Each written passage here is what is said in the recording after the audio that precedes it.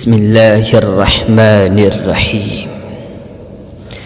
عام طور پر اہل قلم کے یہاں رواج یہ ہے کہ جب کسی اہم شخصیت کی سیرت نگاری یا اس کے حالات و واقعات کا تذکرہ مقصود ہو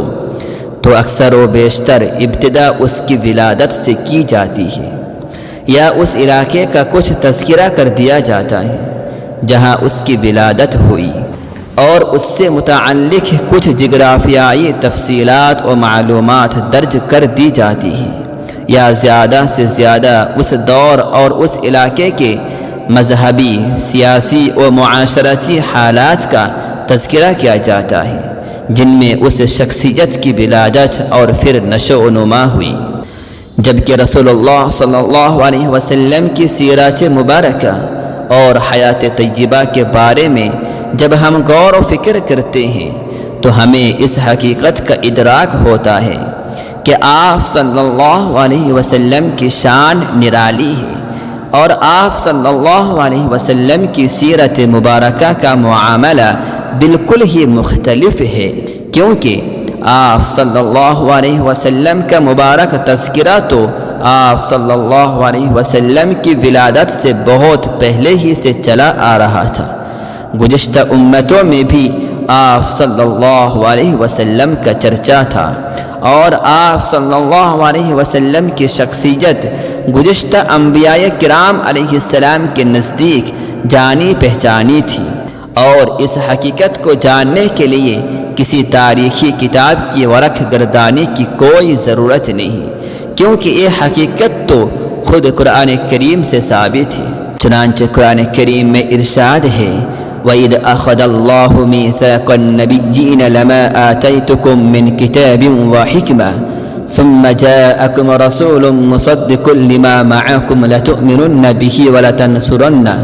قَالَ أَأَقْرَرْتُمْ وَأَخَذْتُمْ عَلَىٰ ذَٰلِكُمْ إِصْرِي قالوا أقررنا قال فاشهدوا وأنا معكم من الشاهدين فمن تولى بعد ذلك فأولئك هم الفاسقون۔ اور جب اللہ نے نبیوں سے یہ عہد لیا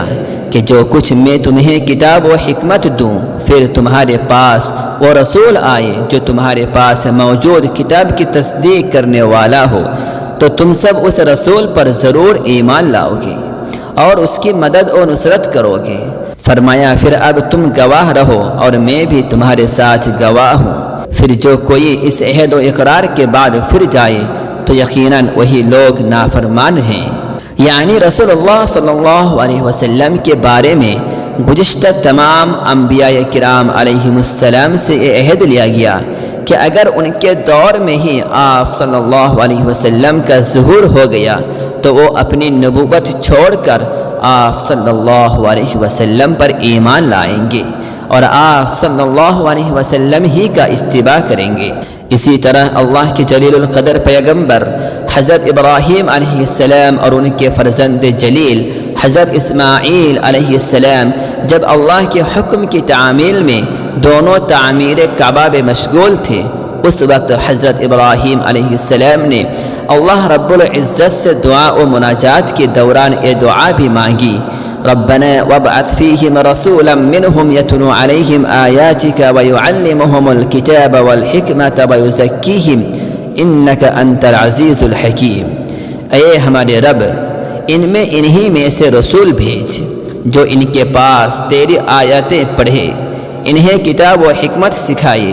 اور انہیں پاک کرے، یقیناً تو غلبہ والا اور حکمت والا ہے۔ قرآن کریم میں ارشاد ہے، هو الذی بعث فی الأمیین رسولا منہم یتلو علیہم آیاتہ ویزکیہم ویعلمہم الکتاب والحکمہ وإن كانوا من قبل لفی ضلال مبین۔ وہی ہے جس نے ان ناخواندہ لوگوں میں انہی میں سے ایک رسول بھیجا جو انہیں اس کی آیتیں پڑھ کر سناتا ہے اور ان کو پاک کرتا ہے اور انہیں کتاب و حکمت سکھاتا ہے، اگرچہ یہ اس سے قبل یقیناً کھلی گمراہی میں تھے۔ مفسرین اس بات پر متفق ہیں کہ اس سے مراد رسول اللہ صلی اللہ علیہ وسلم ہیں،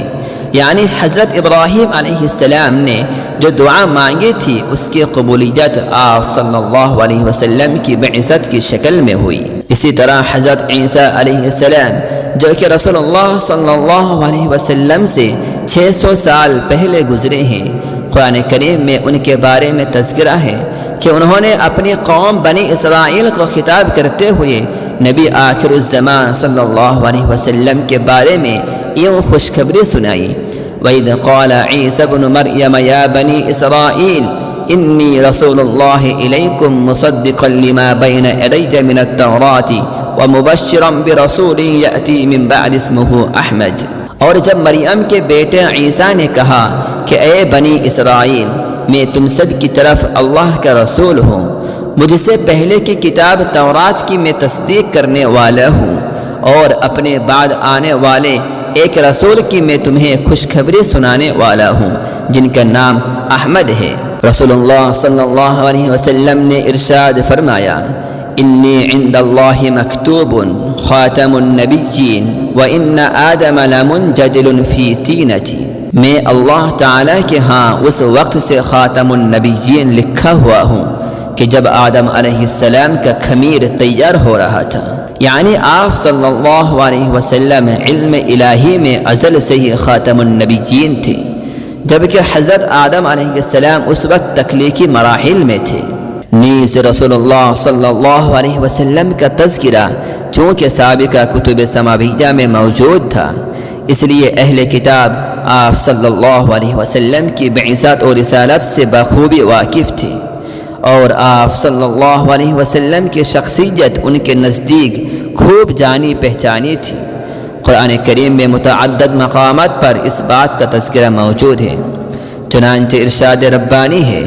وَلَمَّا جَاءَهُمْ كِتَابٌ مِّنْ عِندِ اللَّهِ مُصَدِّقٌ لِمَا مَعَهُمْ